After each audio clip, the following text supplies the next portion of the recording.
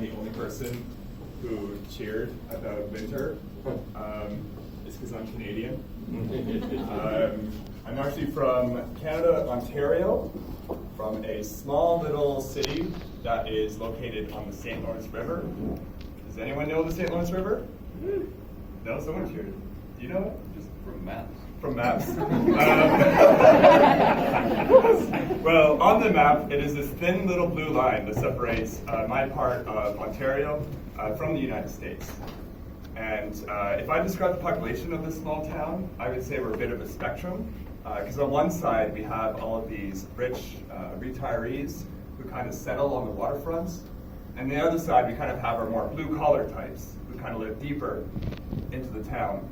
And right between them, we have the kind of younger folks, the ones who kind of just want to drink beer and go to the bowling alley or to our moderately sized movie theater and not think too hard about where on the spectrum they might land.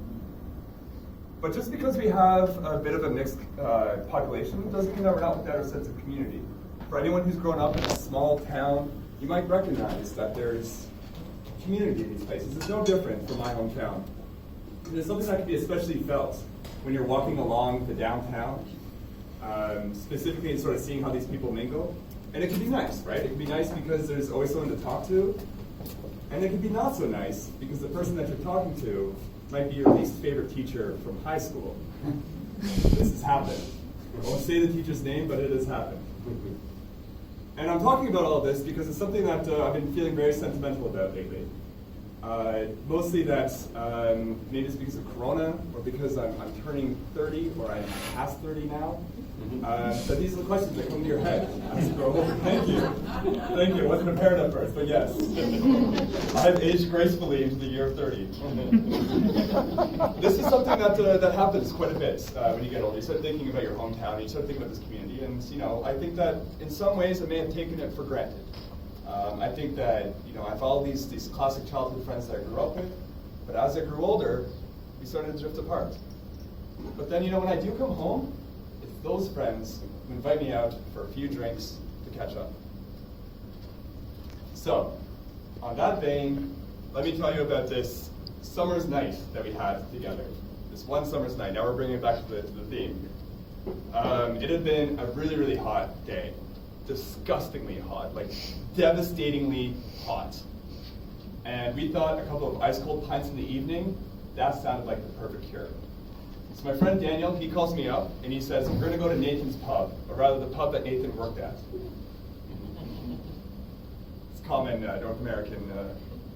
Anyway, so we get to the pub, and it's a really, really busy night. Like a lot of people have this idea this is how they're going to refresh themselves. And it's kind of like how I described my population when you look at the scene. Like on one side you do have these like older retiree types, and on the other side you have these, I would say Bruce Springsteen types just back from their fishing trip.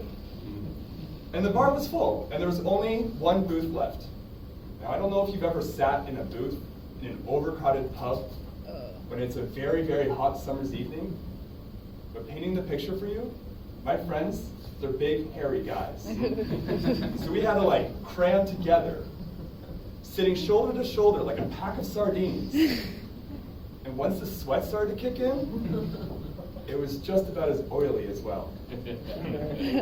I cannot tell you that it didn't matter how cold the beers were, nothing was going to save us from this combination of summer swelter and man musk that began floating around us. It wasn't great. It wasn't great at all. So then Nathan has an idea. Nathan says, why don't we just go swimming?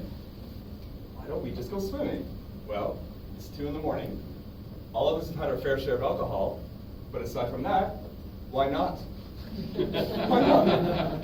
And what the ice cold pints couldn't do, the river definitely could. So we all kind of buddy up together. We kind of all link arms and we stumble our way merrily down to this park. Now this park, it used to be a place where these tall ships would dock, but hundreds of years ago, way past in Canadian history. Now it's just this drop-off point that if you jump, you get a couple seconds of air before you hit the water. And it's really fun, especially after a couple of drinks, it's really, really fun. The other thing about this park is it's not lit so well at night.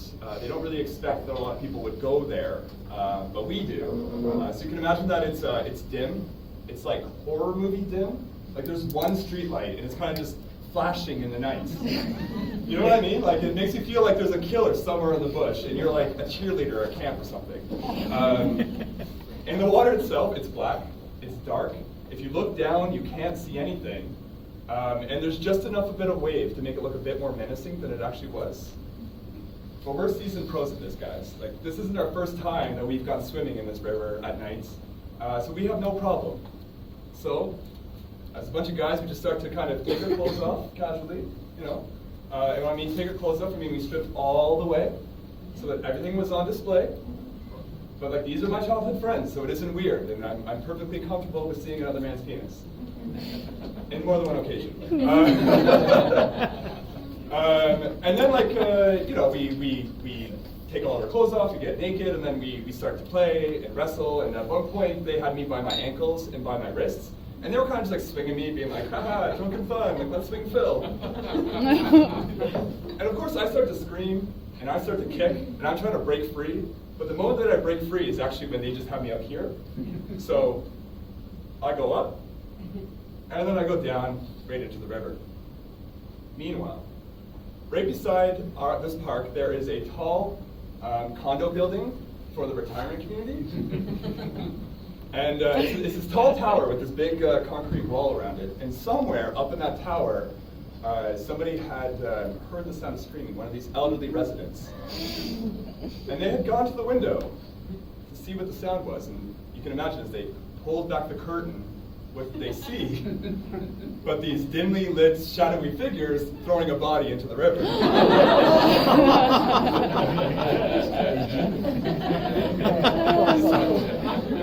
So my friends and I were just kind of like splashing around having a good time, and suddenly we're cut off by these headlights that start to sprout from the top of the park.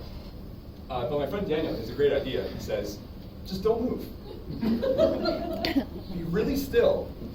They can't see us if we don't move. It'll be just like Jurassic Park. So as I'm trying to comprehend what exactly he was referring to, unfortunately the conversation is cut short by these red and blue flashes starting to appear. The police have been called. But Daniel's not concerned. Daniel says, don't worry, be calm, I got this. And so Daniel kind of climbs up the ladder, and he goes up to the police officer with his hands on his hips and says, are you picturing it? You know what's happening?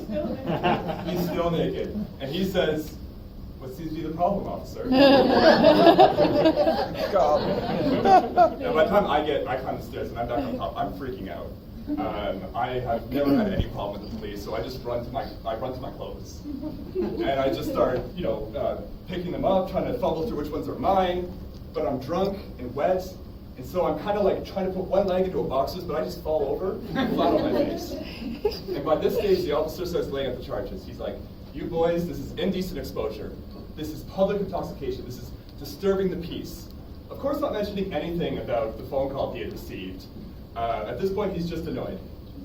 And all I can do is kind of just lie there with my ass in the air while my other friend, Daniel, kind of just power poses against the face of the law.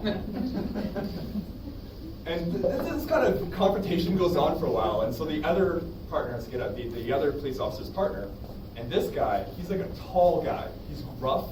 He's got this big, bushy mustache, kind of like Tom of Finland vibe, if you know what I mean, for some of you.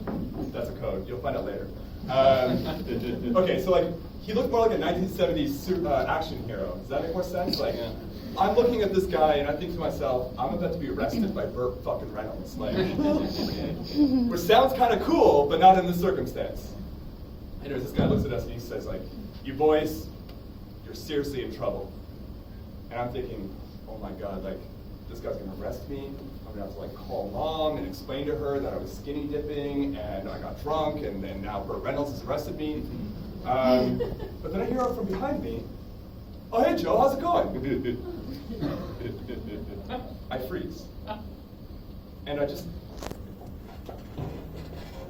and there's Nathan, just standing there, perfectly casual. Lovely day for a swim, isn't it? Or lovely night, rather. Now these cops, they both kind of squint, and they stare at the dark trying to figure out who it is. And I think, Nathan, just don't do what Daniel's doing. Can we just just not do this to the police. And then this Burt Reynolds cop's kind of just, Nathan, just put your clothes on. just put your clothes on, and I'll call it off with a warning. Just don't worry about it. I'm stunned. It's like a miracle had just been performed. I was so certain that I was about to be arrested. I was so certain that they're going to arrest me even before I had my clothes on. It seemed like they were just going to throw me right in the back of the car and send me right to jail. But then there's Nathan, standing there like the fucking Messiah, like he's Moses who just parted the Red Sea, as he just sends all these cop cars away. And I can hug him, and I can go down on one knee and kiss his hand like he's a king. But then he just turns to me and he shrugs. And he says, "Oh, that's just Officer Joe. Him and my wife, or him and his wife, they drink at the pub all the time." And I thought, of course, Nathan is a bartender, so he knows the police. Of course, because Nathan is this jolly guy when he wants to be. He's charming. He's and when this combined together, he's like the most likable, friendly bartender you could ever have in my hometown. So of course he knew the police. And at that stage, there was nothing left to do. So you just get in a cab, you go home. Now the next morning when I woke up, I was like completely spellbound by the story. Once the hangover like kind of lightened up a bit, all the memories started coming back. I'm like, oh my God, something amazing happened last night. I have to tell my parents. So over breakfast, I'm telling like mom, dad, like I had to run into the law, I went skinny dipping, but Nathan saved me. But they're not fazed by it. Completely stone-faced. Then they give themselves this knowing glance. My dad says, "Oh yeah, sounds like Nathan finally understands the perks of being a bartender." I go, "Dad, what are you talking about?" He's like, "Well, it was a lot like that when I was younger." At that stage, honestly, I had to smile. Because that is my hometown. And my hometown, it never changes. Oh.